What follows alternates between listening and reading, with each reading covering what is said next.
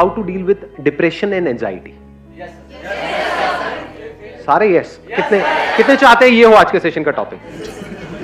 जी, जो depression word है आजकल बहुत कॉमन हो गया है, छोटे छोटे बच्चे भी कह रहे हैं कि मैं डिप्रेस्ड हूं। हंसने वाली बात नहीं है, और वो दवाइयां खा रहे हैं। अब सबसे पहले हमको मिल करके ये समझना है व्हाट इज डिप्रेशन, और फिर देखेंगे कि इसका क्या सोल्यूशन है। क्या ये सिर्फ एक साइकोलॉजिकल सोच है, या फिर इसका फिजिकल जो हमारे अंदर केमिकल जो इम्बैलेंसेस हो रहे हैं ब्रेन के अंदर, उससे भी कोई कनेक्शन है? सर, डिप्रेशन बेसिकली मुझे ये लगता है कि वो चीज़ है जब हम बहुत ज़्यादा एक्सपेक्ट करते हैं और हमें डर होता है कि हम वो एक्सपेक्टेशंस को फुलफिल नहीं कर पाएंगे। वो किसी और की भी एक्सपेक्टेशन हो सकती है, वो हमारी भी एक्सपेक्टेशन होती है।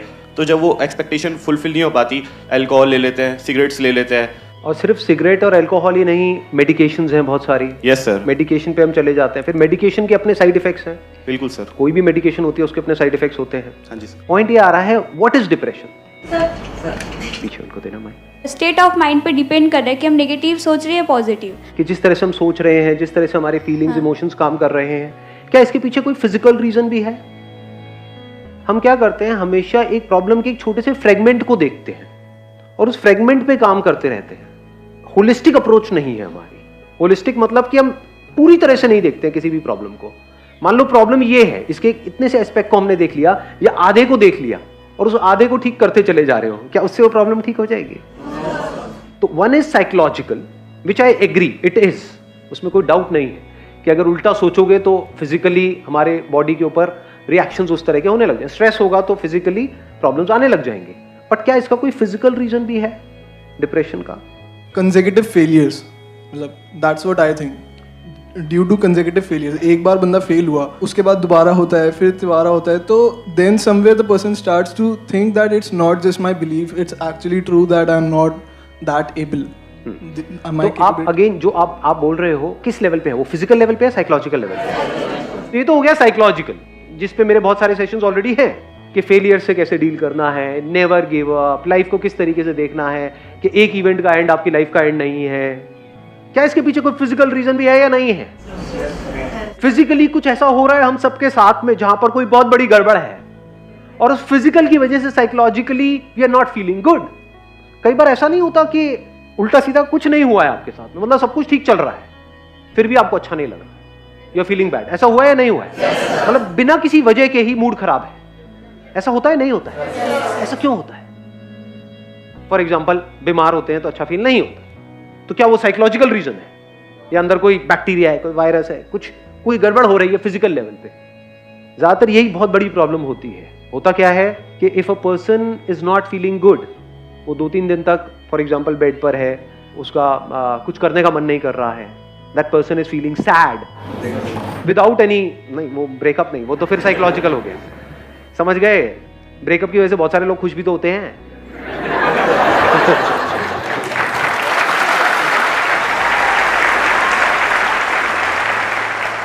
ध्यान से समझना, आप किसी डॉक्टर के पास में जाओगे तो वो साइकोलॉजिकल पे ज्यादा ध्यान नहीं देगा। वो क्या करेगा, फटाफट से अपना वो निकाला, उस पर लिखा ये खा लो, तो वो किस लेवल पे काम कर रहा है? फिजिकल। और एक्चुअल में साइकोलॉजिकल लेवल पे आपको खुद काम करना होता है, कोई और आपके लिए नहीं कर सकता है।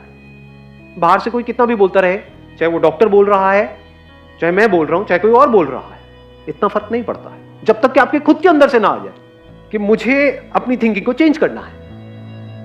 तो साइकोलॉजिकली अपने आप को कैसे ठीक करना है, वो किसके हाथ में कंट्रोल है? पूरी तरह से आपके हाथ में है। पहले तो इसको अच्छे से समझ लो। जिसने सोच लिया कि नहीं अब बहुत हुआ, अब मुझे आगे बढ़ना है लाइफ में, 1 सेकंड में बाहर, मतलब 1 महीने तक बैठ करके रो रहे थे, ऐसा होता है लाइफ में? नहीं होता है। कि कुछ गड़बड़ हो गई, पड़े हुए हैं, अरे यार सब खत्म हो गया, सब बर्बाद हो गया, अब कुछ नहीं बचा है, अब तो कुछ हो ही नहीं सकता है, मेरी जिंदगी झंड है, ये सब उल्टा सीधा अपने आप को बोले चले जा रहे। एकदम से एक मूवमेंट नहीं आता है, चल खड़ा हो, आगे बढ़ यार, कोई बात नहीं, क्या हो गया, और एकदम से सब कुछ बदल जाता है। इसको बोलते हैं साइकोलॉजिकल। उस वक्त अगर फिजिकल भी जो हमारी बॉडी का जो केमिकल लोचा है वो हमारा साथ दे तो और अच्छा हो जाएगा। यही तो दवाइयां करती है, जो डॉक्टर्स दवाइयां देते हैं उससे क्या होता है, अंदर जो फिजिकल लेवल पे गड़बड़ हो रही होती है उसको वो संभाल लेते हैं, उसके भी सिम्टम्स को संभालते हैं, कॉज को नहीं। आज हम कॉज पे जाने वाले हैं। दोनों में फर्क समझ आ रहा है? कुछ सिम्टम्स हैं। सिम्टम्स क्या होते हैं फिजिकल लेवल पे? कुछ तरह के केमिकल्स हैं जो रिलीज होने चाहिए हमारे अंदर ब्रेन में, फॉर एग्जाम्पल सेरोटोनिन है, डोपामीन है, कॉर्टिसोल तो स्ट्रेस हार्मोन होता है बेसिकली। कुछ ऐसे केमिकल्स हैं जो रिलीज होने चाहिए, वो रिलीज नहीं हो रहे हैं, तो you are feeling bad without any reason. उसके साथ में कुछ और भी उल्टे सीधे थॉट्स चल रहे हैं, तो और एक साइकिल घूम रही है। उन थॉट्स की वजह से और बुरा लग रहा है, जितना बुरा लग रहा है और थॉट्स आ रहे हैं। जब मूड खराब होता है तो कैसे गाने सुनने का मन करता है? समझ रहे हो ना क्या हो रहा है? और जितने सैड गाने सुनते हो क्या होता है? और सैड। और जब मूड बहुत बढ़िया होता है तब कैसे गाने सुनने का मन करता है? एनर्जेटिक। समझ रहे हो ना ये कैसे एक दूसरे को इंपैक्ट करता है, फिजिकल और साइकोलॉजिकल। इन दोनों को अगर हम समझ पाए और इन दोनों लेवल्स पे अच्छे से काम करें, तब जाकर के इस प्रॉब्लम का हम एक्चुअल में परमानेंट सॉल्यूशन निकाल पाए। अब इसको ध्यान से समझ लेना, मतलब फिजिकली क्या गड़बड़ होती है, कुछ ऐसे केमिकल्स हैं जो रिलीज होने चाहिए हमारी ब्रेन में, वो नहीं होते हैं, जिसकी वजह से वी स्टार्ट फीलिंग बैड। और कुछ ऐसे केमिकल्स हैं जो रिलीज नहीं होने चाहिए, फॉर एग्जांपल कॉर्टिसोल, वो रिलीज होता चला जाता है, स्ट्रेस हार्मोन भी बोलते हैं उसको। तो ये मेडिकेशंस क्या करती है, उसको ब्लॉक करती है जो रिलीज नहीं होना चाहिए, और जो होना चाहिए उसको आर्टिफिशियली क्रिएट कर देती है, वो रिलीज होने लग जाता है, तो आपको अच्छा फील होने लग जाता है। दवाई लेते एकदम से अच्छा फील होने लग जाता है। बट क्या ये परमानेंट सोल्यूशन है? बीमारी का इलाज करने के दो तरीके हैं। एक है बीमारी के जो सिम्टम्स हैं सिर्फ उसका हम इलाज करें, एक है बीमारी की जड़ को काट दें। फॉर एग्जाम्पल गाड़ी में आपके फ्यूल नहीं है और आप साइकोलॉजिकली बड़ा अच्छा सोच रहे हो, मुझे वहां जाना है, ये मेरा गोल है, मैं इतनी स्पीड पे चलाऊंगा, सारा प्लान बना लिया, गाड़ी में फ्यूल ही नहीं, दबाए चले यार रेस। तो ये रीजन क्या है? फिजिकल है, साइकोलॉजिकल है? फिजिकल है।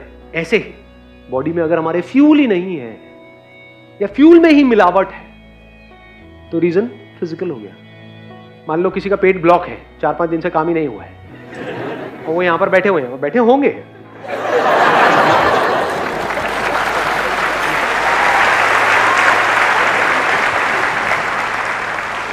क्या वो ढंग से समझ पाएंगे कि मैं बोल क्या रहा हूं? सब ब्लॉक हुआ पड़ा है। आयुर्वेदा क्या कहता है? हर बीमारी की जड़ क्या है? पेट है। ये पता है हमको? क्योंकि जो भी फ्यूल चाहिए हमारी बॉडी को, चाहे ब्रेन को चाहिए, चाहे और ऑर्गन्स को चाहिए, कुछ भी चाहिए, यानी जो हम खाते हैं उसको एनर्जी में कन्वर्ट करने का काम कहां पर होता है? यहां पर होता है। तो अगर पेट हमारा ठीक काम नहीं कर रहा है तो ब्रेन कैसे ठीक काम करेगी? लगाओ दिमाग। मैं bachelor of Ayurvedic medicine surgery का स्टूडेंट हूँ। मैं एलोपैथी भी पढ़ता हूँ। तो जब आप आज बात कर रहे थे तो मेरे माइंड में सारी वही ड्रग्स आ रही थी, anti depressant, anti sedatives, anti hypnotics, जो आजकल डॉक्टर्स देते हैं। हाँ। सबसे पहले सर आपने जो एक बात बोली ना कि रूट, वो मेन चीज़ वही है। मैंने काफ़ी पेशेंट भी मेरे क्लिनिक पर आते हैं, मेरे फादर भी डॉक्टर हैं डिप्रेसेंट के। तो हम लोग क्या करते हैं, उन्हें एंटी सेडेटिव जो ड्रग है हमने उन्हें दे दी, जिससे कि माइंड रिलैक्स हो गया। अब क्या है, बंदा सो गया, तो उस बंदे को ये सोचना चाहिए कि जो मैंने मेडिसिन ली है आखिर वो कर क्या रही है। वो ये कर रही है ना कि वो मुझे सुला रही है, तो क्यों सुला रही है? डॉक्टर क्यों कर रहा है ऐसा? वो इसलिए कर रहा है ताकि आप जो है सोचे ना, माइंड आपका ज्यादा ना सोचे, ओवर थिंकिंग। जब आप ओवर थिंकिंग में पहुंचते हैं ना तो ये सारी चीजें आपके साथ होती है, तो सब कुछ स्ट्रेस्ड आउट हो जाता है। Stressed out. देखो क्या होता है, जब हम बहुत ज्यादा सोच रहे होते हैं, सोचते रहते हैं, सोचते रहते हैं, सोचते रहते हैं, तो अगर आप ध्यान से ऑब्जर्व करोगे ना अपनी बॉडी को, बॉडी कॉन्ट्रैक्ट होने लग जाती है। जब भी आप बहुत ज्यादा सोचते हो तो सब कुछ कॉन्ट्रैक्ट होने लग जाता है। ऐसा होता है, नहीं होता है? ये जो मेडिकेशन है क्या करती है, जो चीज एक तरीके से सिकुड़ गई है, कॉन्ट्रैक्ट हो गई है, उसको थोड़ी देर के लिए रिलैक्स कर देती है। ऐसे ही होता है? यस सर, यही होता है। एक स्टेप और आगे बढ़ते हैं आप, और बताओ। हाँ, तो सर यही कंडीशन ना, जैसे कि अब आप एंटी सेडेटिव ड्रग ले रहे हैं, तो वो जब आप लॉन्ग टर्म के लिए ले लेंगे ना, तो एक कंडीशन वो आएगी सर, आपको उतनी डोज से नींद नहीं आएगी फिर। ये इसका साइड इफेक्ट, ये इसका साइड इफेक्ट जो आप सर बात कर रहे हैं, डोज बढ़ानी पड़ेगी। हाँ, डोज बढ़ानी पड़ेगी। तो इससे क्या होगी कंडीशन, आगे के लिए हमारे लिए बहुत प्रॉब्लम हो जाती है उस ड्रग से। और एक प्रॉब्लम और है मेडिकेशन में, वो भी मैं यहाँ पे क्लियर कर देता हूँ। मेडिकेशन क्या कर सकती है, एक तो जो आपकी बॉडी स्ट्रेस्ड आउट हुई पड़ी है, ब्रेन स्ट्रेस्ड आउट है, आपके ऑर्गन स्ट्रेस्ड आउट है, उसको रिलैक्स कर दिया। दूसरी तरफ से ये क्या कर सकती है, आपको उठा सकती है, कुछ ऐसे केमिकल्स रिलीज कर सकती है जिसकी वजह से आप एक्साइटेड हो जाओगे। ये दोनों ही स्टेजेस अगर नेचुरल ना हो तो खतरनाक है। जैसे कि सर कैफीन होती है, हाँ, जैसे कि हम लोग चाय पीते हैं तो उसमें कैफीन होता है। हाँ। तो कैफीन हमको हैप्पी हार्मोन्स रिलीज कराता है, एक spike और हमको देता बहुत है। अच्छा लगता है। हम लोग क्यों कहते हैं चाय पीनी है, हमको चाय पीने के बाद अच्छा लगता है, हाँ। उसमें कैफीन होता है। हाँ सर यही सब। राइट। हाँ, एक मिनट रुको, अभी हम और बात करेंगे। नहीं, सही है, क्योंकि टेक्निकली भी बात हो रही है ना। Is over thinking a problem? It is not a problem. क्योंकि कुछ भी काम आपको करना है तो आपको सोचना पड़ता है। क्या लगता है ये जो एथलीट्स हैं, क्रिकेटर्स हैं, जब ये खेल रहे होते हैं, इनकी थॉट प्रोसेस किस लेवल पे चल रही होती है? तेजी से सोच रहे होते हैं, बहुत धीरे सोच रहे होते हैं? तो speed of thinking is not a problem, thinking is not a problem. अगर उस थिंकिंग में कॉन्फ्लिक्ट है तो प्रॉब्लम है, अगर उस थिंकिंग में क्लैरिटी नहीं है तो प्रॉब्लम है। क्लैरिटी है तो जितना मर्जी सोच लो, कोई दिक्कत नहीं है। जैसे अब ये सेशन हमारा चलने वाला है, मान लो जितनी भी देर तक चलने वाला है, अगर ये पूरे दिन भी चलता रहे तो मुझे कोई दिक्कत नहीं है, I will not feel tired. तो मैं अभी सोच रहा हूं या नहीं सोच रहा हूं, या फिर रिलैक्स पड़ा हुआ? हाँ, क्या बोल रहे हो भैया? ऐसा तो नहीं है ना? आपने बोला, मैंने सोचा, यहां से मैंने कुछ बोला, आपने बोला, तो एक कम्युनिकेशन चल रहा है, एक के बाद एक हम लेयर्स को हटाते चले जा रहे हैं। मतलब थिंकिंग बहुत ही डीपर लेवल पे चल रही है। उसकी वजह से क्या मैं टायर्ड फील कर रहा हूं? नहीं। जितना थिंकिंग में क्लैरिटी आती चली जाती है, हम कॉन्ट्रैक्ट नहीं करते हैं, एक्सपैंड करते हैं। तो कभी भी ये मत समझ लेना थिंकिंग प्रॉब्लम है। तो इन मेडिसिन की वजह से क्या हो रहा है, हो सकता है आपको थिंकिंग की जरूरत हो, बट माइंड इतना रिलैक्स हो गया है, कुछ करने का मन ही नहीं कर रहा है। दूसरी तरफ से ये क्या कर सकती है मेडिसिन, आपको एक्साइटेड कर सकती है। वो जो केमिकल्स अंदर जा रहे हैं ना, उसकी डोज बढ़ाते चले जाओ, इतने एक्साइटेड हो जाओगे, इतना फड़फड़ा जाओगे, होश भी नहीं होगा कि कर क्या रहे हैं, मतलब जरूरत से ज्यादा खुश हो जाओगे। और जब भी आप जरूरत से ज्यादा खुश हुए हो पास्ट में, अपने एक्सपीरियंस के बेस पे बताना, तब आपके साथ लाइफ में ज्यादा अच्छा हुआ है या बुरा हुआ है? तो जरूरत से ज्यादा एक्साइटमेंट भी बुरा है, जरूरत से ज्यादा रिलैक्सेशन भी बुरा है। अब जरूरत कितनी है ये कौन डिसाइड करेगा आपके लिए? क्या कोई डॉक्टर? क्या कोई दवाई? या आपको खुद को पता होना चाहिए? ब्रेन कैसी होनी चाहिए, जो ना डल हो ना ओवर एक्साइटेड हो, नॉर्मल एक स्टेट में हो। नहीं तो प्रॉब्लम इसकी एक बहुत बड़ी क्या है कि इन मेडिसिन की वजह से जो एक्साइटमेंट हमको मिलता है, लोगों को उससे अटैचमेंट हो जाती है। फिर एक नॉर्मल स्टेट भी होगी, माइक लेकर के बताना मैं ठीक कह रहा हूँ, गलत कह रहा हूं? बिल्कुल सही बोल रहे हैं। हाँ, फिर अगर एक नॉर्मल स्टेट भी होगी, जैसे एक बंदे की एक नॉर्मल स्टेट है, उसमें अगर उनको लाया जाएगा तो वो कहेंगे इसमें मजा नहीं आ रहा है, थोड़ा और बढ़ाओ डॉक्टर साहब। उसका परमानेंट सोल्यूशन क्या है, उसके बारे में हमको सोचना है। अभी मैंने एक फ्यूल का एग्जांपल आपको दिया था। हमारी बॉडी के लिए फ्यूल क्या है? फूड मतलब क्या? What is food? What do you call as food? Burger, pizza, what do you mean by healthy food? Physical activity से तो फ्यूल बर्न होगा, उसके बाद में हमको फ्यूल चाहिएगा। नहीं तो अगर आप फिजिकल एक्टिविटी करो और फ्यूल ढंग का ना लो तो फिजिकल एक्टिविटी भी आपके लिए नुकसान करेगी। तो अभी हम बात कर रहे हैं फ्यूल का। What is fuel for our body? जो हम खा रहे हैं सुबह से रात तक, वो पैकेज फूड जो खा रहे हैं, जो आपको बेचा जा रहा है, जो आपके सो कॉल्ड सेलिब्रिटीज आकर के एडवर्टाइजिंग कर रहे हैं, जो वो खुद नहीं खाते हैं बट आपको खिला रहे हैं, वो फूड है। पसंद क्या है, यहाँ से ऑनलाइन यहाँ से ऑर्डर कर दिया, वो आ गया, चले चले जा रहे हैं, और फिर कह रहे हैं सर आपकी बातों का असर नहीं होता है।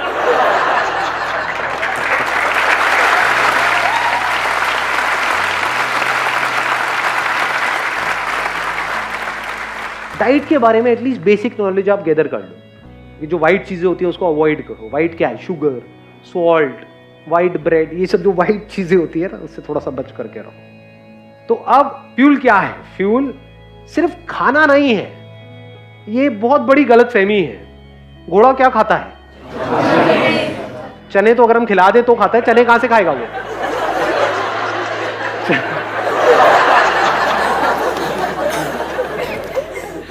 घास खाता है। दम होता है घोड़े में? नहीं होता है। तो घास खाने का कर दी ना घोड़ों वाली बात।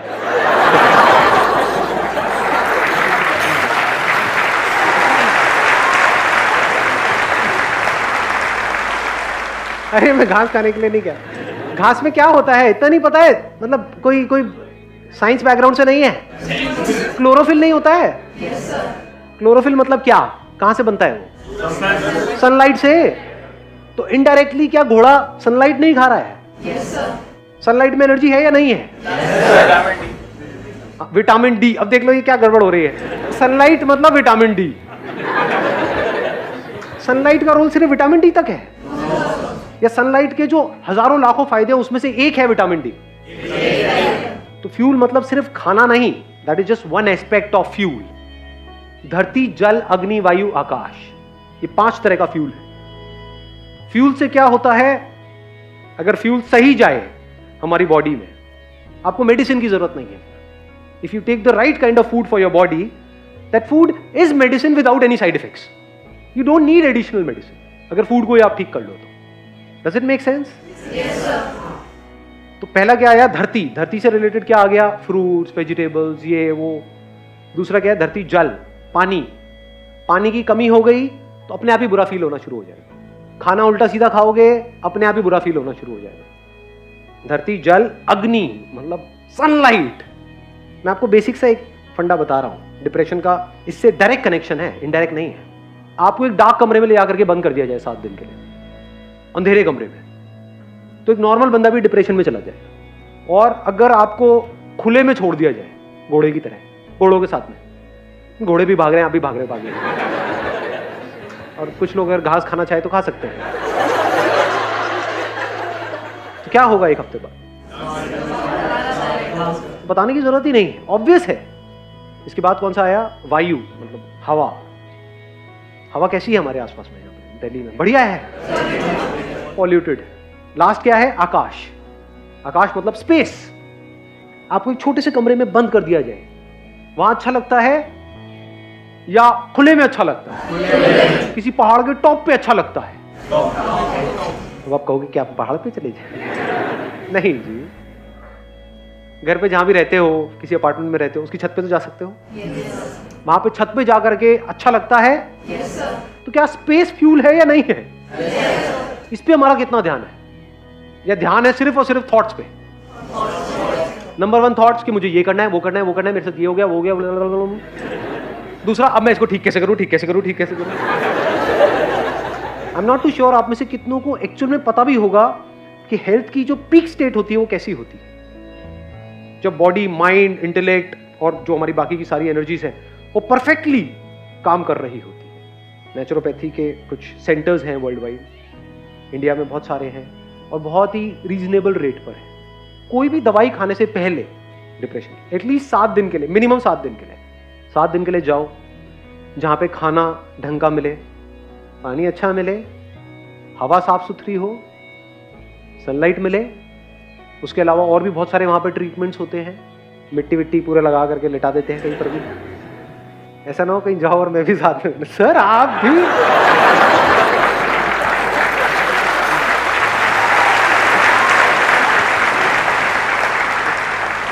पूरी इतनी लाइफ आपकी आगे पड़ी हुई है, उसके लिए क्या है 10 दिन निकालना बनता है नहीं बनता है? गाड़ी की भी हम सर्विस कराते हैं ना। अपनी कितनी बार आपने एक्चुअल में सर्विस करी है अपनी बॉडी की? करते ही नहीं, इसकी तो कोई बात ही नहीं होती है। बात क्या होती है? टॉप करो, ये करो, वो करो, इट्स ऑल अबाउट करो करो करो करो करो। तो करके भी इन खच्चरों का कुछ होता नहीं है और रोने लग जाते हैं तो सर ये तो कर लिया लेकिन, सर लेकिन, सर लेकिन, लेकिन।